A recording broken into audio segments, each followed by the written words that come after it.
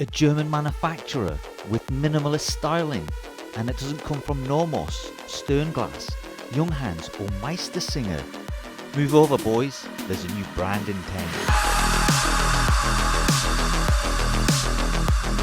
Hi and welcome to Last Watch. If you're new to the channel then please consider subscribing, like this video and hit the notifications button. I'd hate for you to miss out on any of my future content. Today's watch comes courtesy of Lilienthal Berlin, a brand that are based in, yes, you guessed it, Berlin, Germany. Lilienthal Berlin were founded in 2015 and take their name from one of Germany's earliest 19th century aviators, Karl Wilhelm Otto Lilienthal.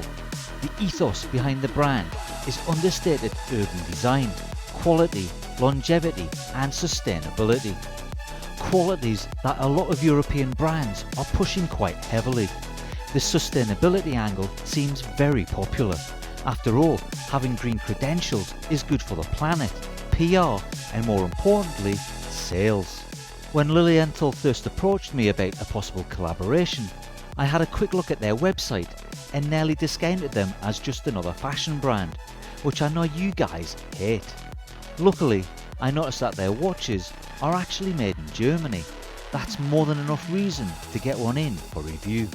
I should point out that today's watch has been sent to me free of charge, and although I'm not being paid by or on any kickback from Lilienthal Berlin, under YouTube regulations, I have to make it clear that this is a sponsored video.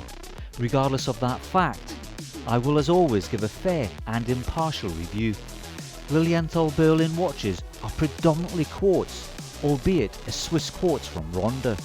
Outwardly they share a fairly similar case design, but differ considerably with case finishing, dial design and strap options. The result is a plethora of watches, which include the Huxley, a white dial three-hander with date, with a brushed stainless steel case and brown leather strap.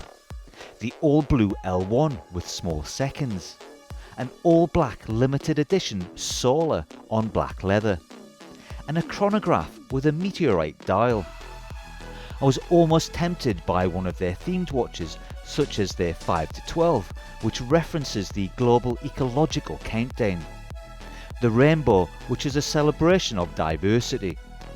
And my personal favourite, the Mauerfall, with its concrete dial and a depiction of the Berlin Wall, which was torn down in 1989, a piece of history on your wrist.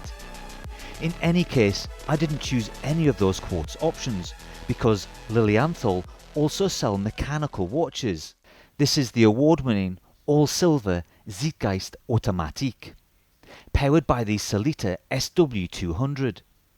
Cost-wise, it sits right in the middle of their range at £529, €599 or around $560. If you're in Europe, you can get the meteorite version for north of £1,000.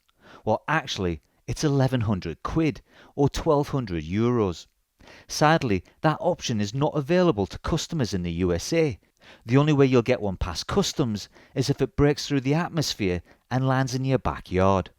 Your Lilienthal Berlin watch will come well packaged for its journey to your door. A slim weight branded sleeve reveals a black branded box containing some lifestyle postcards and various other cards with information on the watch's serial number, a strap discount voucher, a user guide and details of the 2-year warranty. There's also a 30-day return policy if you're not happy with the watch. Zeitgeist translates as spirit of the age, an early 20th century concept of futuristic design that was embraced in architecture at the time. LB watches are clearly inspired by the Bauhaus movement that followed. Let's see how the Zeitgeist stands up in the 21st century. It has a diameter of 42.6mm. The almost invisible crown adds a slither more. A lug width of 20mm and a lug-to-lug of 49mm. A surprisingly slim case thickness of only 10.3mm. The weight on a mesh bracelet will stay a constant 112.9 grams. The case of the Zeitgeist is made from 316L stainless steel with a very fine sandblasted finish. The bezel drops at near enough 45 degrees to the pan-shaped mid-case. There's a strong rule of thirds here, with almost equal proportions shared between the bezel, mid-case and base. The rounded turn-down lugs are relatively short and rather slender, helping to keep the lug-to-lug distance to a minimum. Interestingly, there seems to be what I would describe as a thumbnail slot at the base of the bezel between the 12 o'clock lugs. It's the sort of thing you would expect to see on the press-on case back of a watch for easy access for a battery replacement. I'm not entirely sure why it would be located on the bezel, except to aid its removal. Feel free to share your thoughts on this quirky design element. I'll warn you though, it's not the only one. Which segues quite neatly to the crown. The crown of the Zeitgeist is almost entirely invisible from the front of the watch. It's only in profile that you get to see a rather flat, turret-style shape embedded within and shrouded by the bezel and case of the watch. Its flat outer edge, unlike the watch case, has a defined circular brushing. The inspiration for the crown comes from the world-famous Berlin world clock at Alexanderplatz, which displays the time at 148 different cities. Luckily, the Zeitgeist only has to contend with one. The only way to gain access to the crown is from the rear. Doing so reveals a grey-blue rubber gasket midway around its perimeter. Sadly, its placement is more for aesthetics than grip. With the crown free of the case, setting the time and date is relatively straightforward. The issue and design quirk number 2 is that the crown is practically impossible to use when seated. You can thank your lucky stars that this is an automatic, as getting enough grip on the crown to wind it is beyond my manly fingers. This is where you realise the benefits of a simple coin edge. There is an ever so slightly raised flat sapphire crystal. It's not stipulated whether there is any form of anti-reflective coating, though there is the slightest blue hue around its edges to suggest that there might be. The sandblasted rehaut drops to a matte silver galvanized dial, which under extreme macro looks like it was rubbed with the finest of wire brushes to give a subtle grainy texture. The black printed chapter ring is refined in its minimalism with individual minute markers and Arabics, much like a B-dial pilot's watch to show the 5-minute markers. The emphasis has been placed on the 15, 30, 45 and 60 minutes, which are larger in scale. The inner ring, where you might expect to find the hour markers, is a simple circle divided into 4 quadrants, a very precise channel cut into the dial showing the raw metal below. The 4 quadrants have been divided quite cleverly by the addition of some well-placed black printed text. Below the 60-minute marker is the subtle LB brand logo and the Lilienthal Berlin name.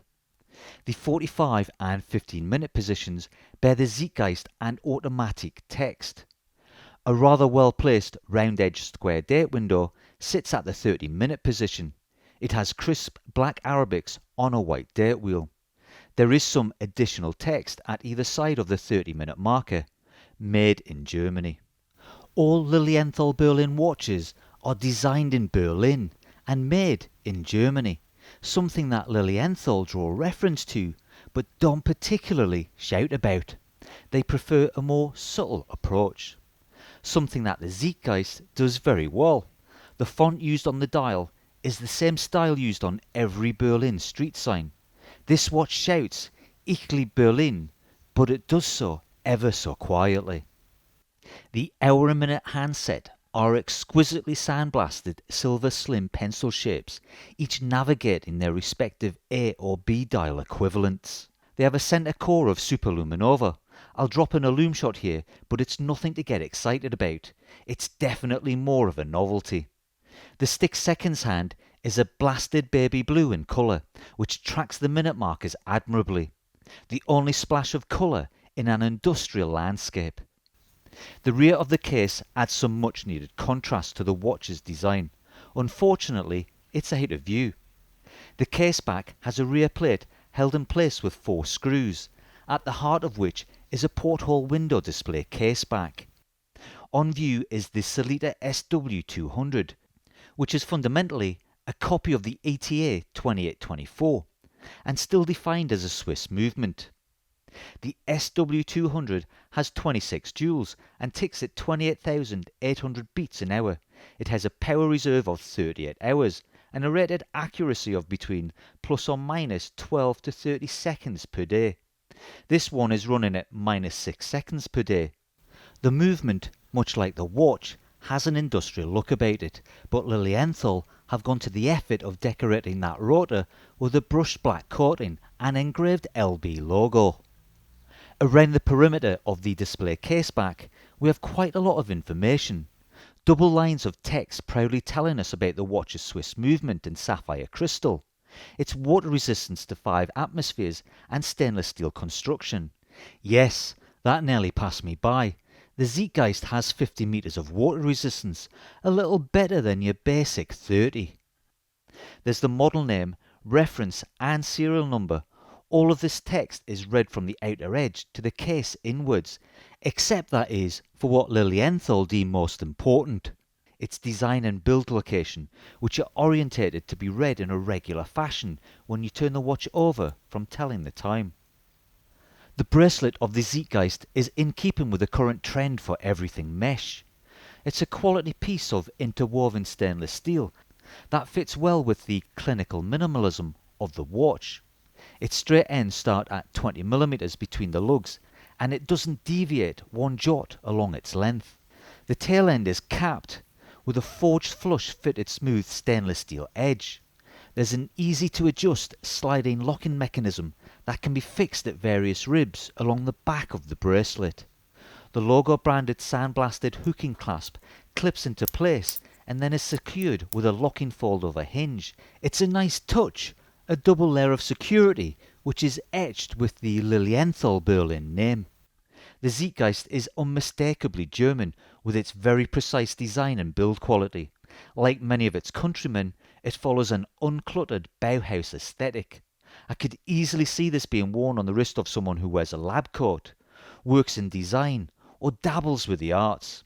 It's an understated, clean, industrial look that many will find attractive. Its warm all-silver dial looks deceptively expansive. I would have preferred a 40mm diameter, but the watch is well proportioned and its slim profile help it to sit well on my 7-inch wrist. Courtesy of that toolish bead blasted finish and its sapphire glass, its inbuilt durability should help it hold on to its looks. If you've been toying with the idea of a Nomos on a budget, or would prefer your Sternglas with an automatic movement, then Lilienthal Berlin might be an alternative worthy of a look. It's a well-made watch that stands shoulder to shoulder with its peers. I'll add a link to the Lilienthal website in the video description below.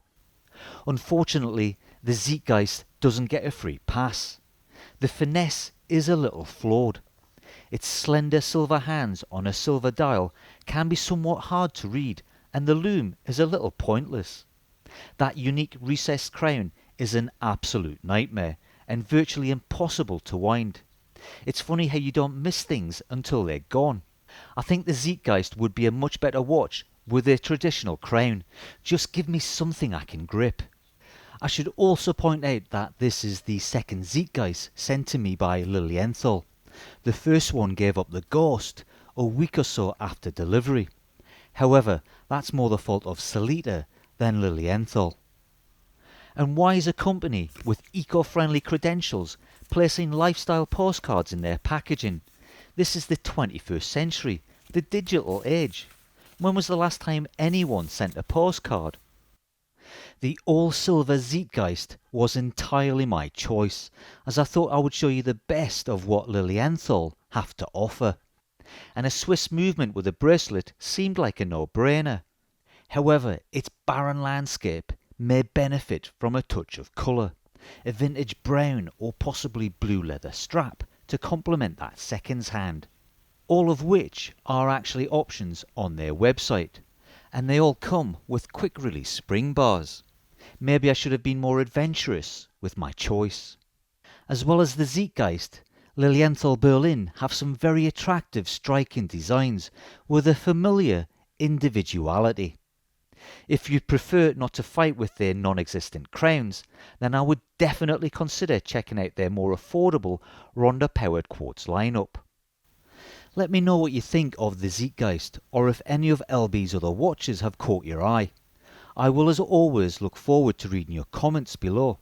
Thanks for watching, and I'll see you all in the next video.